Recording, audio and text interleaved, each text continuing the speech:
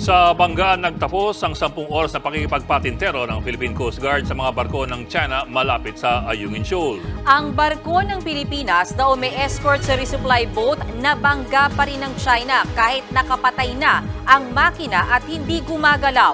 Nasa frontline ng balitang yan si Gio Robles. Madaling araw pa lang kahapon kasama ang US-5 bumiyahe para sa panibagong resupply mission ng Philippine Coast Guard sa BRP Sierra Madre sa Ayungin Shoal. Ang dalawang bangkang Oneida May o UM-1 at 2 ang may dala ng mga supply. Naka-escort sa kanila ang BRP Sindangan at BRP Cabra na sinakyan namin. Pero walang-wala tayong panama sa mga barko ng China na triple ang laki kumpara sa ating mga barko. Alas 6 pa lang ng umaga habang bumabiyahe tayo patungo nga dito sa Ayungin Shoal, pero may mga tatlong Chinese Coast Guard na umaaligid dito sa sinasakyan natin ngayon na BRP Cabra. Isa nga sa nakikita natin, ito yung CCG 21556 at kung makikita nga ninyo, meron ding mga tauhan dyan ng CCG na kumukuha din ng mga litrato dito ngayon sa sinasakyan natin na BRP Cabra. Sabi nga ng mga tauhan ng Philippine Coast Guard ay sinasadyang harangan tayo papunta nga doon sa resupply mission natin dito sa may Ayungin Shoal sa bahagi ng West Philippine Sea. Personal kong nakita ang taktika ng China kung paanong hinarangan nila at kinorner ang sinasakyan naming BRP Cabra hanggang sa naihiwalay nila sa BRP Sindangan at UM-1 at 2. Habang napapalibutan kami ng mga barko ng China, kitang-kita sa video na ito ng PCG kung papaanong pinaghiwalay rin nila ang BRP Sindangan at ang UM-1. Pinalusot naman ang UM-1 pero ang UM-2 nabangga at nakuhanan pa yan ng video. Kasunod ng banggaan, nag-radio communication pa ang UM-2 sa nakabanggaang China Coast Guard vessel 5203. Chinese Coast Guard, Chinese militia, this is Philippine chartered vessel, Oneida May.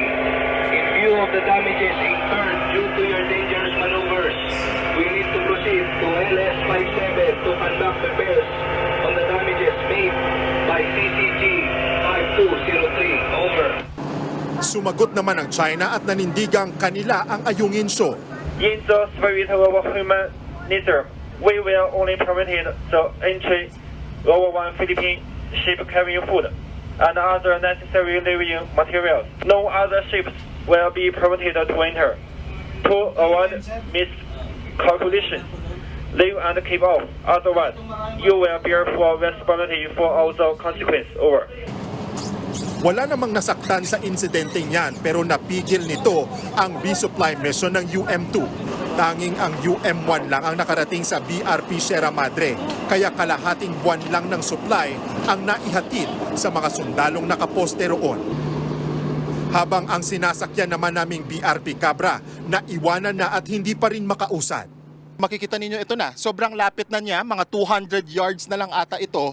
Kung hindi ako nagkakamali, ito yung CCG 21556, hinarangan na po sa mga oras nito ang BRP Cabra. Sinubukan ko pang kausapin ng mga Chino pero patuloy sila sa pagkuha ng video sa amin. Yung isa nga ay kumukuha pa sa atin ng larawan yan or video.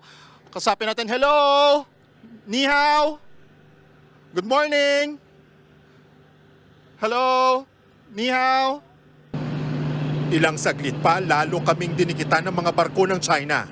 Hindi na tayo tinantanan itong Chinese Coast Guard. Kung makikita ninyo, ayan, umaaligid pa rin sa atin, 21556. Sabi ng mga tauhan ng Philippine Coast Guard ay nasa 50 yards yung layo niyan dito sa sinasakyan natin.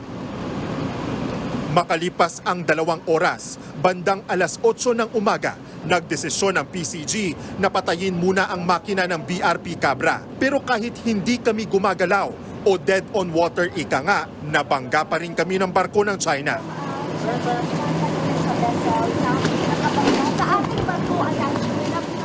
Maging ako, napakapit dahil sa impact.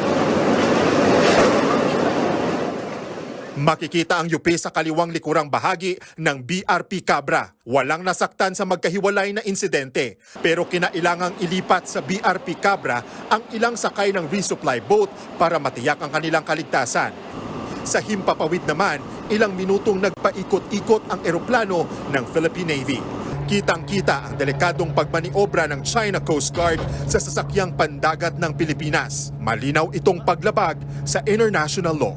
Mula rito sa West Philippine Sea, nagbabalita mula sa Frontline, Gio Robles, News 5. Mga kapatid, Lucy Cruz Valdez po, maging maalam at may pakialam sa mga napapanahong balita sa bansa.